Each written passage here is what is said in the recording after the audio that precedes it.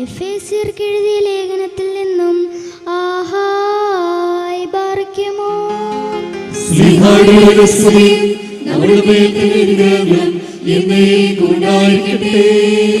നമ്മുടെ കർത്താവായ യേശുമിശിഹായുടെ നാമത്തിൽ സർവദാ സർവ്വതിനും വേണ്ടി പിതാവായ ദൈവത്തെ സ്തുതിക്കുവീൻ. മശിഹായിലുള്ള സ്നേഹത്താൽ പരസ്പരം കീഴ്പ്പെടുകയും ചെയ്യുവീൻ.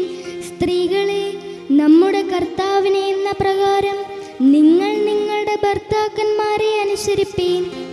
എന്തെന്നാൽ മശിഹാ സഭയുടെ തലയും ശരീരത്തിൻ്റെ രക്ഷിതാവുമാകുന്ന പ്രകാരം ഭർത്താവ് ഭാര്യയുടെ തലയാകുന്നു.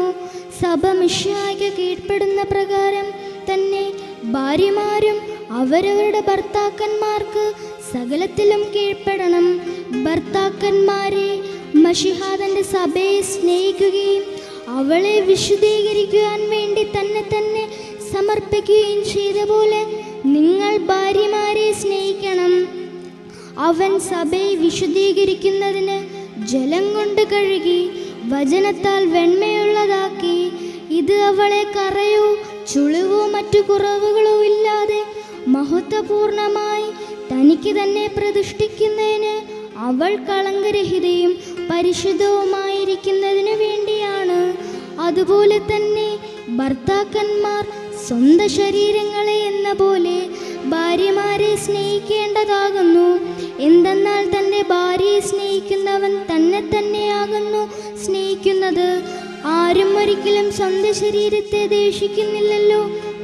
പിന്നെയോ മശിഹാ സഭയ്ക്ക് വേണ്ടി എന്നതുപോലെ അതിനെ പോഷിപ്പിക്കുകയും അതിനുവേണ്ടി ഉത്സാഹിക്കുകയും ചെയ്യുന്നു.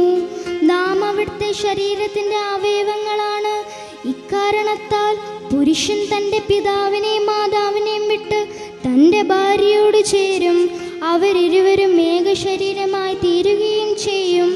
ഇതൊരു വലിയ രഹസ്യമാണ്. ഞാൻ മശിഹായെക്കുറിച്ചും അവിടുത്തെ സഭയെക്കുറിച്ചുമാകുന്നു പറയുന്നത്. അപ്രകാരം തന്നെ നിങ്ങൾ ഓരോരുത്തരും തന്നെ എന്ന പോലെ തൻ്റെ ഭാര്യയെ സ്നേഹിക്കണം. ഭാര്യയാകട്ടെ സ്വഭർത്താവിനെ ആദരിക്കുകയും വേണം. മക്കളെ, നിങ്ങൾ കർത്താവിനെ ഓർത്ത് മാതാപിതാക്കന്മാരെ അനുസരിപ്പീൻ. എന്തെന്നാൽ അത് നീതിയാകുന്നു.